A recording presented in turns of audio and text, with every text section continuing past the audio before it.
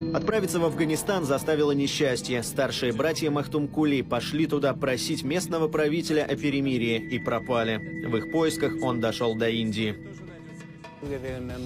Главным средством передвижения тогда был верблюд. Купцы, дипломаты, ученые, странствующие поэты присоединялись к большим караванам. Так было безопаснее. Караваны сопровождала вооруженная охрана. Нападения разбойников на Великом Шелковом пути были обычным делом. Махтумкули в Фраги путешествовал больше 5 лет. Прошел всю Среднюю Азию, побывал в Астрахани и Закавказье.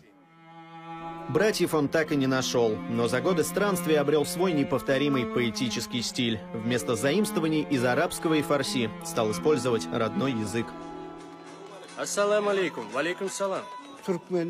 Если говорить о нашей поэзии до Махтумкули, то человеку, который медресе не заканчивал, она была совершенно недоступна, чужда и по форме, и по содержанию. Махтумкули Фраги все изменил.